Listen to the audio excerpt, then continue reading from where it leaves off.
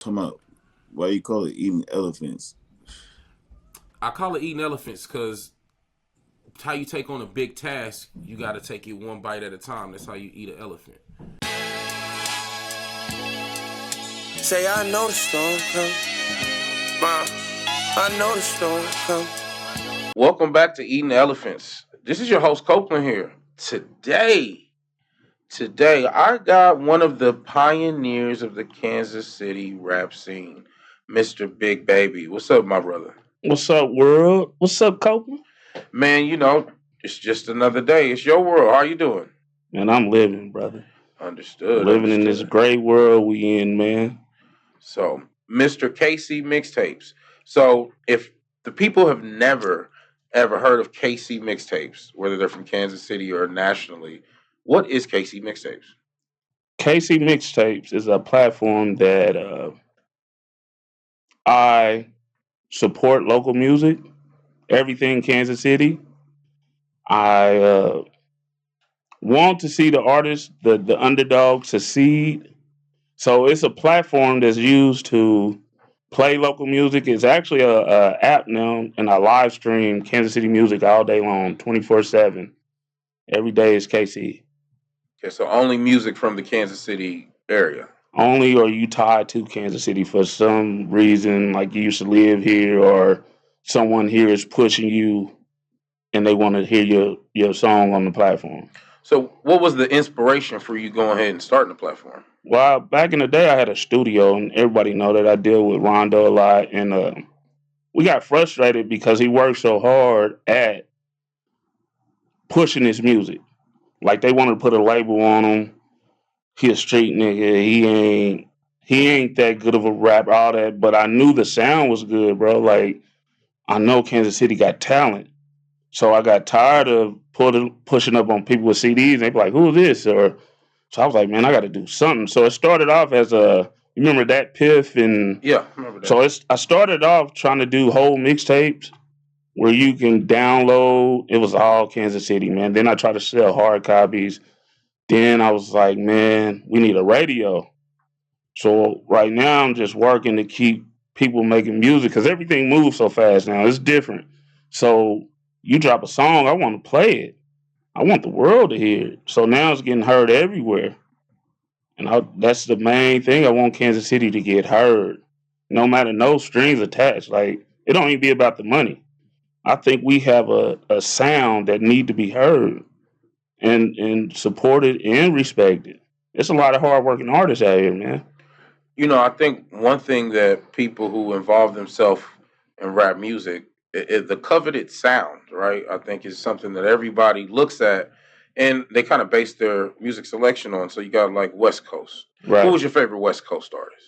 Man, you got Sebo, you got... There's one, though. You only get one.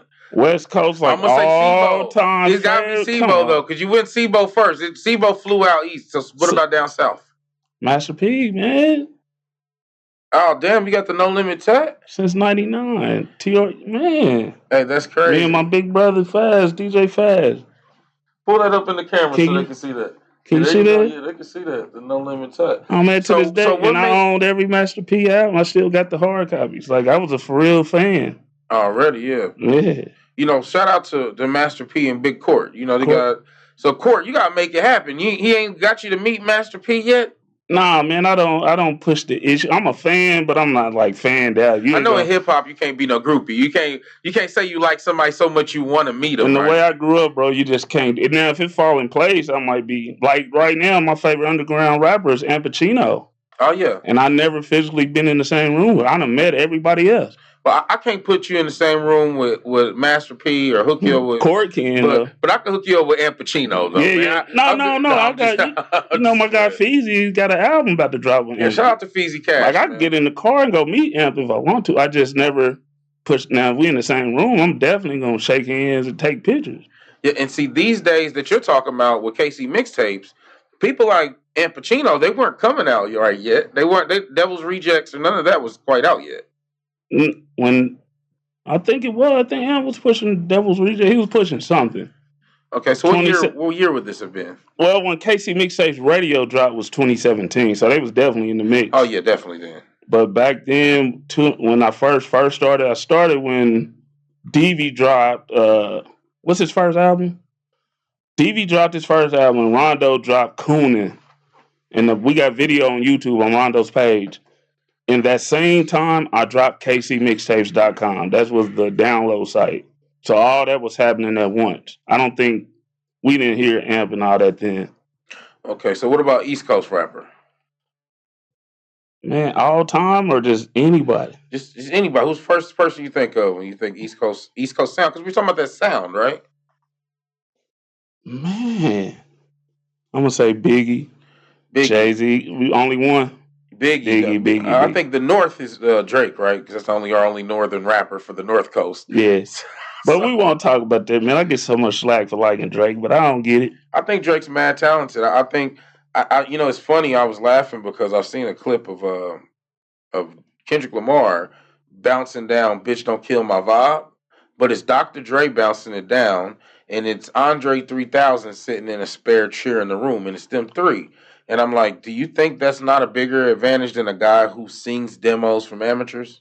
Yeah. Drake singing a demo from college kids and giving them some money or getting on their song if the song is good enough. Yeah. Like, I don't know. I don't know many artists that have done that. Drake is, I don't care if we got ghost. Everybody in the industry got ghostwriters. Let's say that. Most definitely. If you read the credits on everybody.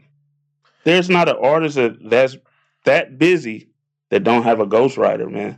100%. And I learned that from listening to Master P videos, bro. After he got so big, bro, he was rapping something on the video, and he couldn't remember the words or something. So I was like, man, what's going on? But I don't think he said it out of his mouth, but I'm thinking that's what it was. Like, you got ghostwriters, you had to. But I think that's a big thing too with concerts.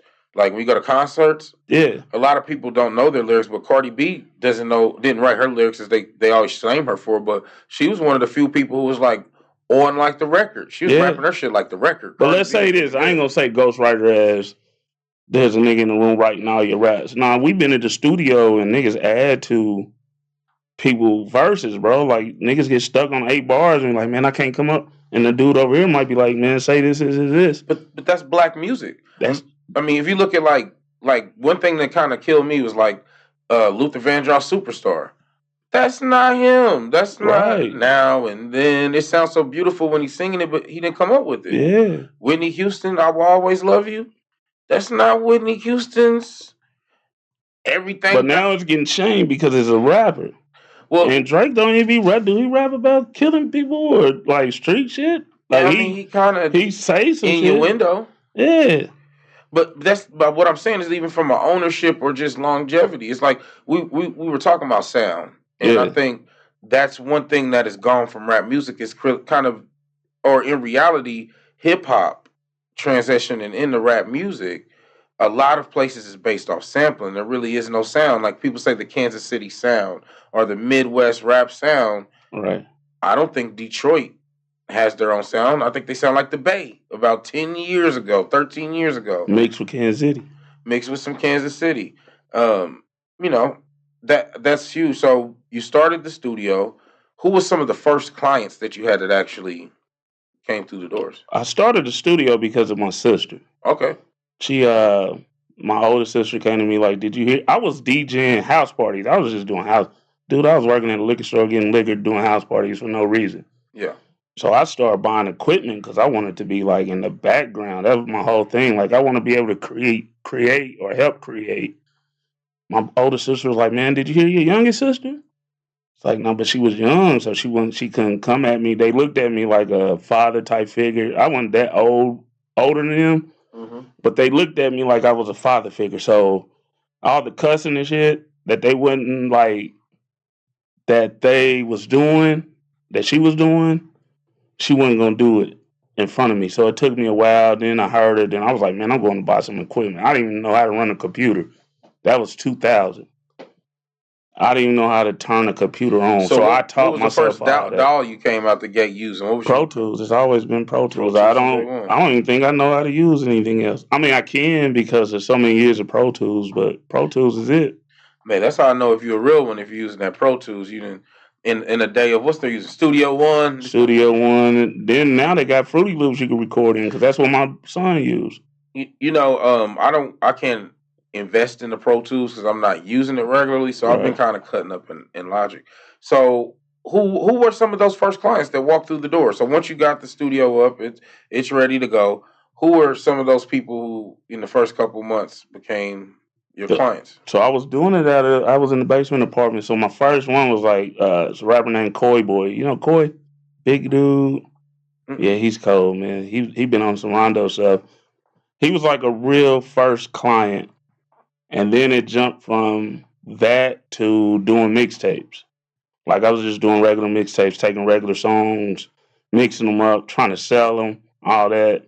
And then Rondoe came through the door. Rondoe came in like, look, you my DJ. I got this idea. I was like, dude, I'm not a real DJ. I'm just in the house party playing music because I love music. So he came up with this idea. I'm going to do these mixtapes while I'm working on these albums. 2006, man, that was it. It was just Rondoe. Then Rondoe brought D-Lo the Chop, Slop the Gambler to the house, 50 Fats. We did the first mixtape, I'm Not Playing 1. A couple months later, we working on I'm Not Playing 2, and that's when everybody, Slush, Popper, Paul Masson, Ron, I was actually meeting these people. I was fans of their music. And then that's how the ball got rolling, man. And then everybody from in that little section, the 50s, man, they wanted to record. Like, my house used to be packed daily. Yeah, and speaking of the 50s, I always, tell people that some of the best music in Kansas City and the most original music in Kansas City comes from the 50s.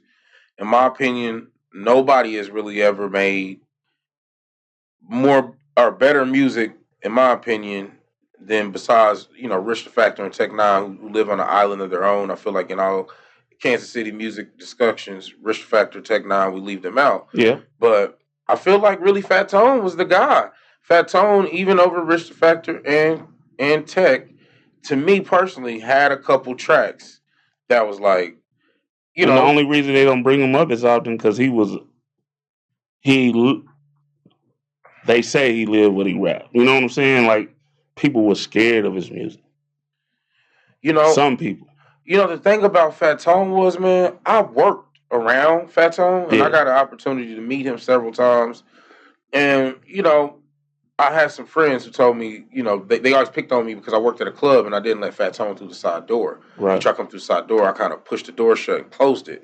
I didn't know it was him, though. Just, I'm doing my job. Right. And he come in and he was happy about that because he's like, well, I know if my ass done got pushed and shut out, you ain't gonna just let anybody. You ain't let nobody in here because I'll shoot this door. And told you that. Yeah, we'll do it. Yeah. So with Tone, I just think Tone is that guy. So if we talking about Kansas City styles, we got the 50s, right? I think Tone embodies that with Ron. Who else or what other types of music or producers do you think produce that Kansas City sound? Little Ronnie, definitely, but he's Fat Tone. Like, you think Little Ronnie is definitely Fat Tone music. 100%. A lot of people do not know that. Little Ronnie, and he's smart as a man. I listened to that R&B podcast. That dude is next level production smart. You know who else is Fat Tone's music? The Joker from Midwest Side. Yeah. Joker was producing. Mama didn't raise no, she did, nigga. Yeah. Joker was producing that shit too. Really, I didn't know that. That's new to me, bro. I don't want to mess up his, but he's got one of the classics. He do. I'm about to go look. Yes, Joker does. Is it in the books? Like, I'm gonna have to research it. I want to say, and maybe I'm wrong. It's not OG Stack a Dollar, but it might be OG Stack a Dollar Part 2. Not the one they play in the club. Don't. Nah. Who produced that? Ronnie? I don't know, bro. I want to say that's Joker. Think about how that track sounds. Oh, it don't sound like Boss Hoss and all like back in those days. Mama did. Oh man. Joker produced one of those. I can't remember if it's OG Stack a Dollar 1 or 2, but he's Joker in Kansas City music. I think is as the producers. I always love to highlight the producers. I just seen Joker going through a store. We was in Overland Park, and I tried to chase him down. That's I couldn't catch him. Like they live this life, man. They be tired, man. I know this music. I remember Joker when he was my age, and I remember he was 27, and I was like 20. Yeah, So I remember these guys, but I always try to highlight the producers because they don't beef. We never right. beefed. The engineers and producers. Some of us have had words. And I recorded some beef tracks. Well, so what tracks did you record that? If anybody was like, "Damn, you actually recorded that track"? I recorded majority of Rondoe. If it wasn't me, it was Studio B. And then before that, like when he first started, it was Al, L.A. Yeah, You know L.A. Al backwards. yeah. Dope dude. He dope with the engineering, bro. But that was it. Like my whole time, I was stuck in the studio with Rondoe. Even recording other people, Rondoe was there. Yeah, no, definitely. Like, and then I recorded a lot of slush. I'm not. I don't want to say it because not want to say it, but I recorded a lot of vocals and jazz mixed a lot. Like I did a lot for Slush, doing the Monster Inc. projects and a few other projects. But Slush, Feezy Cash, Little Mo, Duke the Gun. I mean, Duke was on his way too, man. He only had a chance to do one album. It was all them, man. And you know, I feel like unfortunately, CB Clark Blunt. Yeah, there we go. Yeah. So you had some. I used to love them lobster raps. I used to listen to Clark is different, man. Clark was different, man. Clark. I was laughing because some of guys like me, and I think Clark too. Clark was rapping about hibachi fucking 14 years ago.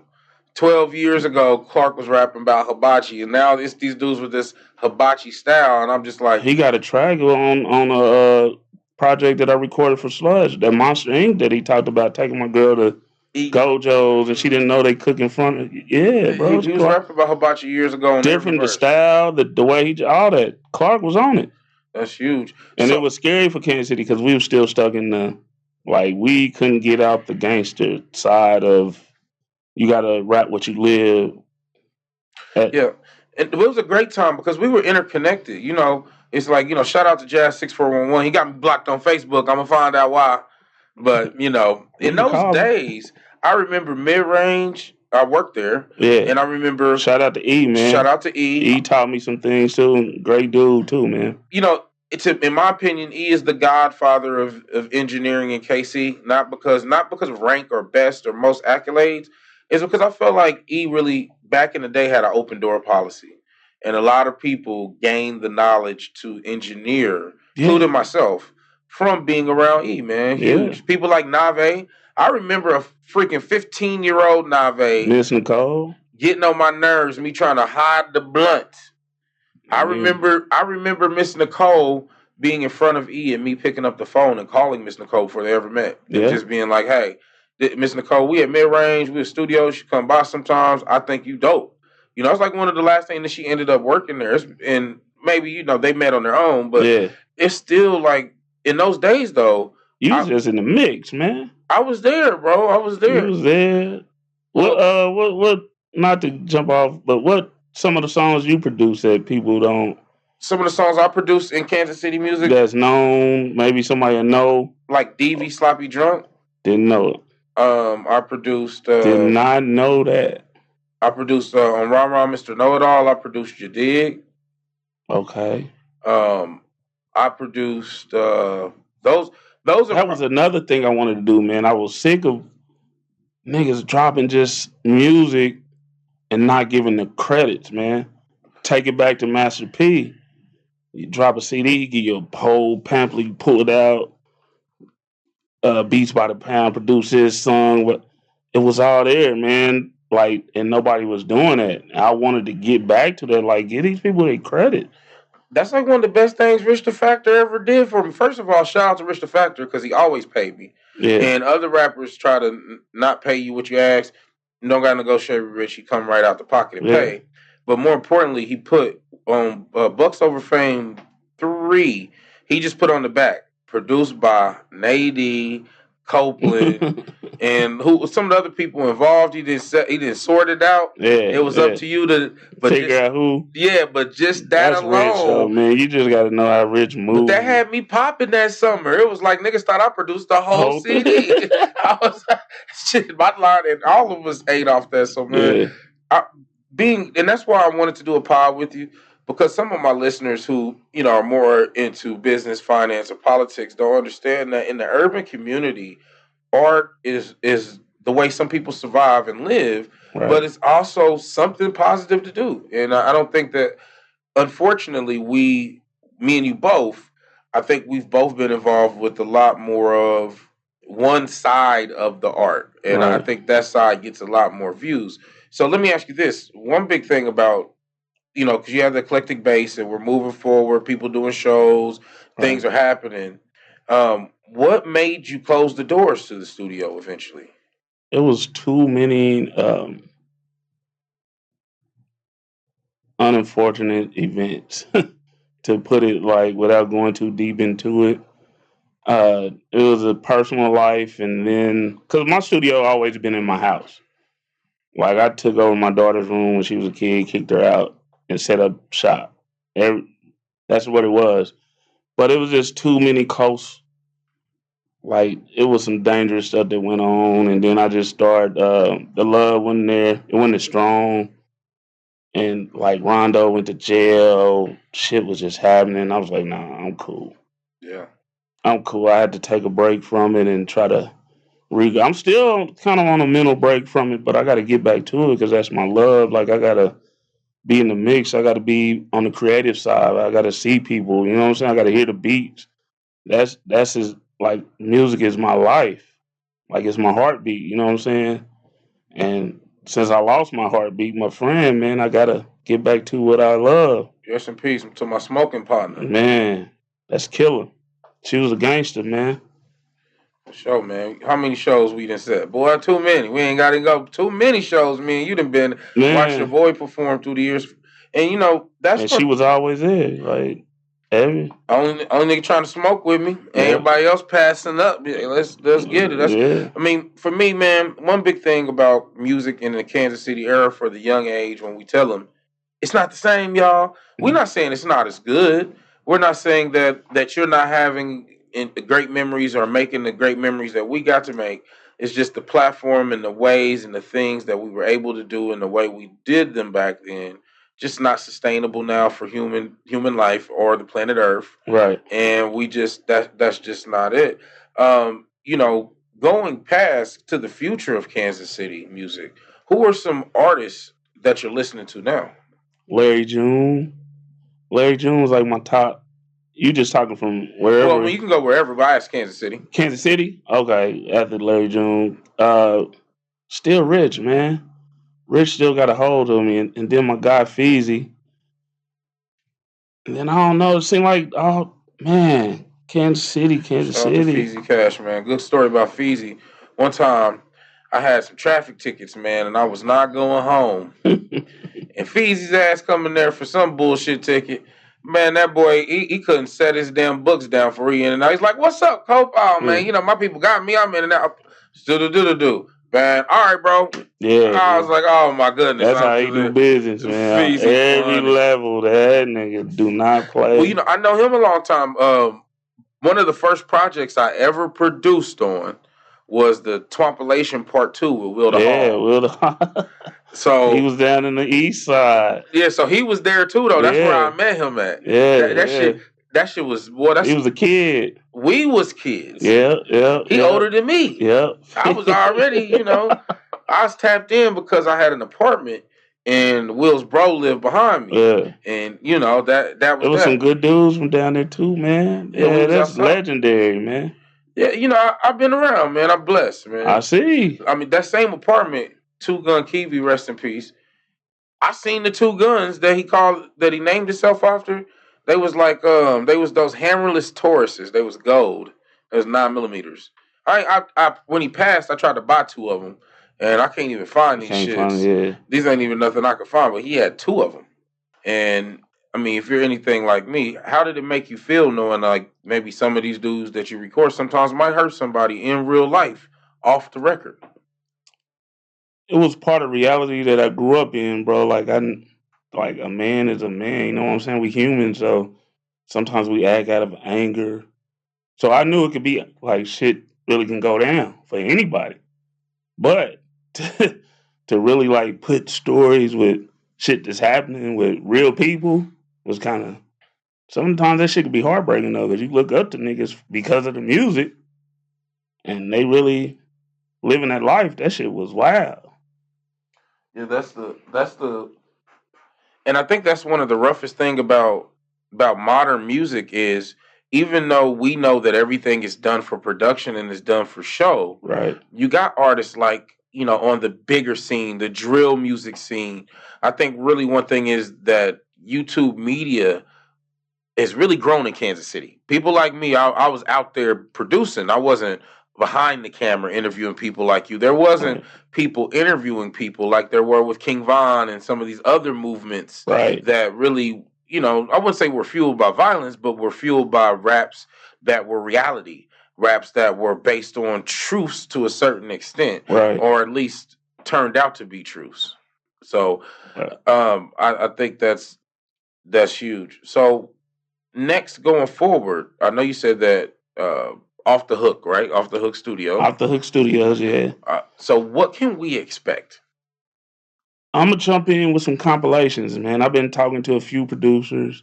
Uh, I'm trying to perfect a sound. You know how some like DJ Khaled drop a album, you almost know the format he gonna go for. That's how it actually started, man. That's what I wanted to do. Like have like 6 different artists that I always have I'm working with. So going forward, I'm working on some compilations, man. It's in a different sound that I want to work on. Like take it back to old school, smooth. Getting older, man. It's hard for me to do the BBD bot like the old people say, but I want to move forward, man, with a smooth sound, and then I want to open the doors to new artists, like have a full studio. But I also want to work on uh, cartoons, different stuff, man, like voiceovers for movies. I shooting commercials. I want to do that. I 100%. want to be on a more personal, like a real personal level, not just come here and drop 16 bars, you shake my hand and you leave. No, I want to do some work or some writing sessions where we submitting songs to real artists, not real artists, but artists, mainstream artists. You know what I'm saying? Like, let's try to shoot this to such and such. And shout out to Bishop, man. That's what Bishop do for a living. Bishop Don Dada. I know about the old Bishop now. I ain't gonna tell the. All I know, Bishop, if you listening, I'd love to have you on the platform. I know all your stories, but I don't know if they're hearsay or not. I wanna ask you personally, just like they say about the tapes. They said you was the man with the tapes. Back. Oh yeah, I Say heard that less. story. I heard that story, boy. Say less. Did he ever I don't know. I don't think, but I heard that. That's the thing. I'm gonna tell you the truth. That's the thing I hate about gangster rap is that it makes people who are talented who may not live that life want to go out in public in our city. Because for somebody like Bishop, his resume should be well known. He should be somebody that we brag on. Just like I always hear rappers say, "Well, this person ain't putting nobody on, or that person ain't putting nobody on." I hate that, man. But in Kansas City, in every field of what we do, there's somebody at the top. We're literally in the studio waiting on Benzino to come. Like everybody in Kansas City who's doing something there, reaching these next levels, but the rappers. Right. And I don't think they realize that at some point it's not about the image as much as connecting with the audience. And right. if you're not connecting with the audience, I mean, it's just kind of a waste. Because the next thing I was going to say, once the rapping stops, right, or and the music stops, and the business starts. So for you on this next venture, I'd imagine you work, right? You do something. Yeah. So with that being said, you're going to be making some capital gains in the studio. That's what that tax is going to be when you file your taxes for that. Right. What do you think about the upcoming political election? Do you have any thoughts on what's getting ready to happen? Man, this shit's a mess. To break it down in simple form, it's a mess. I think, well, we all know that the chances of Donald Trump being the next president is like way out the roof, man. Them people gonna fight to get him in there. Even with the felonies? That's gonna be part of the campaign, bro. Like, And see, that's why somebody like Trump, like we see the whole pod, right? Talking about these gangster rappers that we know from 12 He's years a ago. thug, man. But this is we getting what he said. We should relate to him because he ain't lying. we accept thugs, and he's Bro, a he thug. got on camera and said I didn't do nothing. They're just. I'm like, this dude's a gangster. Like he did this. If I was Stormy like we Daniels, don't see him. Like bro, we see you. If I was Stormy Daniels, I feel horrible. Like he did all this so that people knew that he didn't cheat with you. He did all this. Not all of it, but it's coming back with the misappropriations of funds. But she had to know,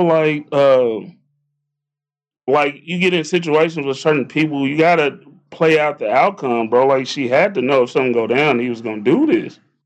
That's why you go in and be like, "Give me my money."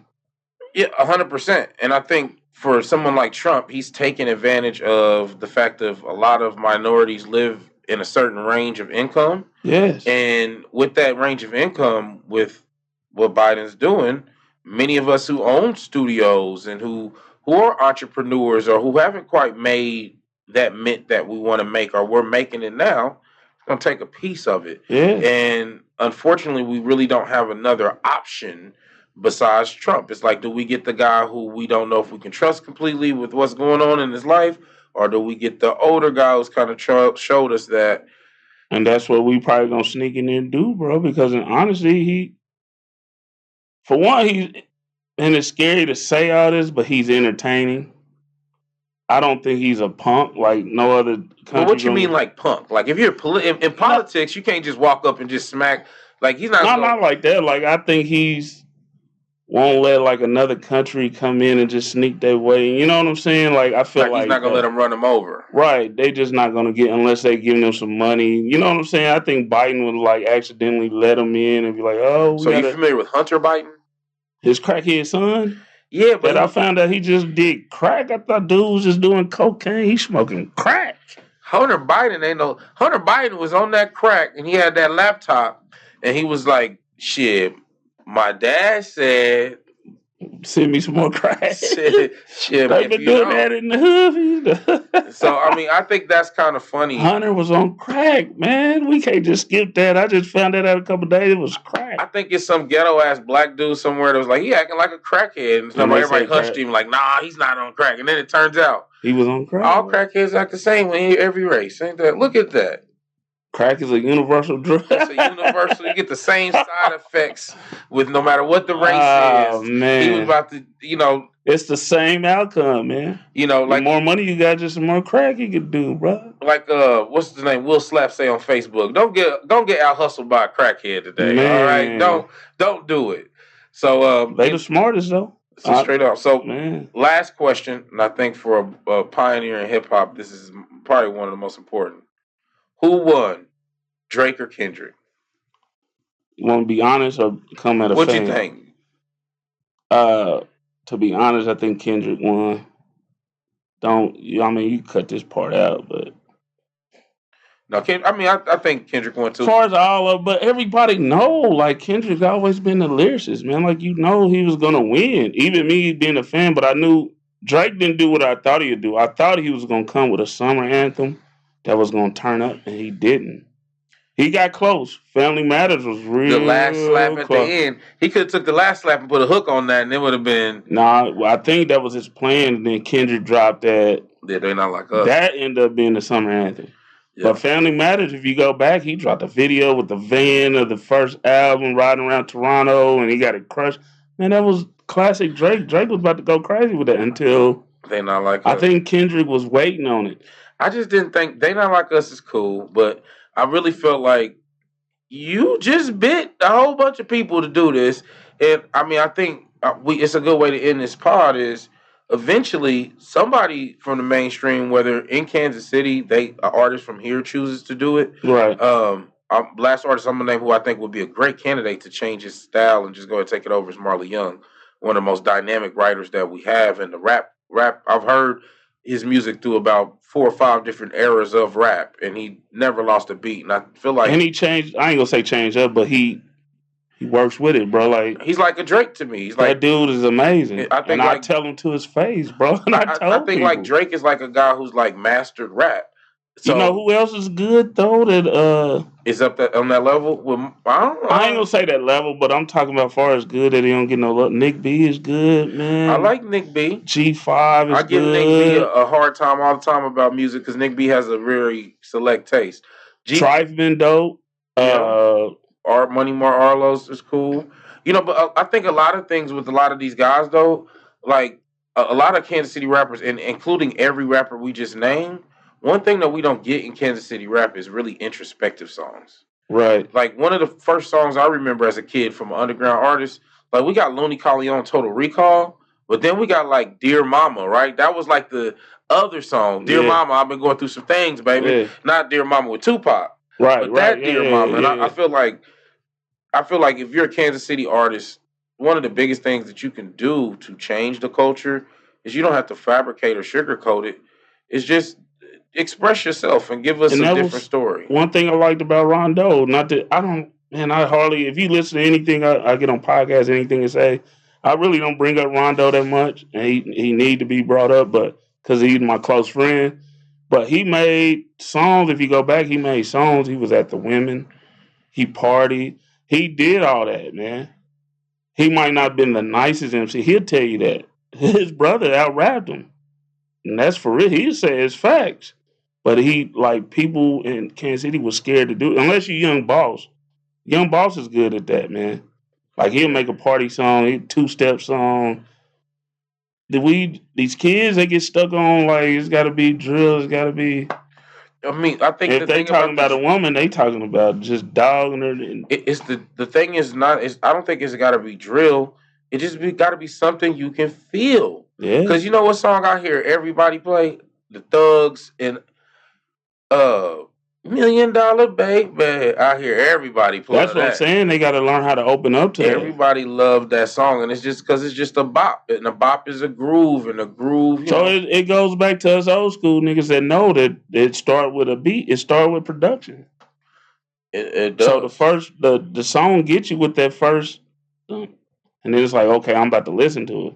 I think that's where Fat Tone came. Everybody was up on Fat Tone, but that Stack of Dollar was like a secret type of song, just came out of nowhere. And the beat. The beat came on like boom, boom, boom, boom.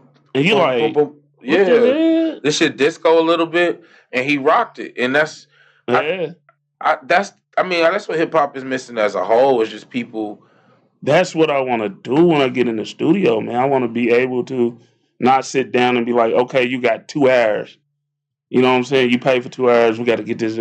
Nah, man, let's vibe. Let's come up with something. Let me talk on the beginning of it. You remember them songs, bro? Like where that Brother Lynch was good at having this homie on the front of it, just pass the zigzags. Yeah, that's what I want. See, for me, I'm in the same place, but I got a lot of people that remember me from 15 years ago or 12 years ago. Yeah. When I was broke and I just needed every dollar. So and I didn't even want to hear it. Collaborate, please. Give me my money from up. Stevie, when he bought Sloppy Drunk, it was like a standoff. He was looking at me like, this nigga got a pistol because I might just take this beat. Take the beat. I might, and I'm looking at him like, yep, I do got it. I actually do. That's funny. I looked at your pie when you talk about the your three favorite pistols. That's funny. Yeah, he looked at me and I looked at him like, yep, I got a pistol, buddy. You better pay me my goddamn money right now, sir. So with that being said, man, I appreciate you coming out, man. This has been a fun pod. Y'all get a different side of me on this pod tonight. Man. But I hope your audience appreciate what I give, man. I know I probably switched it up a little bit, but music is my thing. I love it to death. Yeah, and if y'all got this far, make sure you check out in the comment section and in the description. We'll put KC Mixtapes there. So if you want to hear some of the music that's on KC Mixtape, he still updates it. I know that. Yep. And we still got new music on there. And also, if you want to look at some of those artists, what are some artists on KC Mixtapes from that classic era that we've been talking about? Oh, so Sundays I run like a throwback session, and I have I got the Popper, Fat Tone, I got Rich, I got Rondoe, Flip, DV, Kevi. They all run for like 12 hours on Sundays. But I got them in the mix during the week also, all day long. Don't forget about some of the classics, the Chop It Up clicks, Yep. the Mac James. I even was running DJ Rice old mixtapes. Shout out to DJ Rice. That's my guy, man. I love Rice to death. I wish we had another hour to talk about Rice. Rice is a genuine Rice, Fresh, Popper, all those are genuine guys beyond the music. My first studio I ever recorded at was DJ Rice's house. Yep. Rice got something big cooking up too, man. I hope he. First feature I ever did was with Popper, and he came with me to DJ Rice's house. I was like 17, 16 or 17. So yeah, his brother Fresh, man, that dude is so genuine, man. You never think you meet genuine people like that in them days, bro. But them dudes are genuine to the. Popper was right there, man. With going through my wife in her last days, he was right with prayer and everything. Fresh too. Fresh was right there when Rondoe died. It's just. You won't meet people like this no more in your lifetime, bro. And I love them dudes. Rice, too. Yeah. And not only are they good people, but they're big. You know, for me, I always had the big three of DJing in Kansas City. Yeah. And it was, for me, Fresh, Dink, and Rice. Yeah. Those three dudes taught me how to dance with grown-ass women. Yeah. I'm going to leave it at that, y'all. This is Copeland from Eating Elephants signing off with Big Baby. Big Baby, you have any shout-outs or anything else to say before we get out of here? Man, just shout out to Kansas City, man. Shout out to my guy Feezy, man. That's my brother. He always got my back. Yeah, make sure y'all go download his new music, Living Legend. Check out KC Mixtapes Radio, live stream 24/7. That's it, man. Shout out to Copeland for having me, man. I love y'all. Peace. Appreciate it, man. Easy. So what I need you to do now is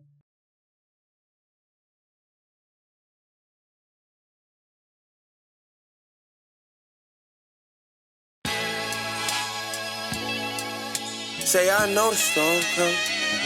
I know the storm come. I said I know the storm. Hey, I know the storm coming cause the bullet won't start to ache. Told my mama keep her dry on all them rainy days. When my niggas died, had to slide, but it still ain't take the pain away. All them tears that I cried when they died, but it still ain't take the pain away. What? Talking about why you call it Eating Elephants? I call it Eating Elephants because how you take on a big task, you got to take it one bite at a time. That's how you eat an elephant. Say I know the storm come. I know the storm come.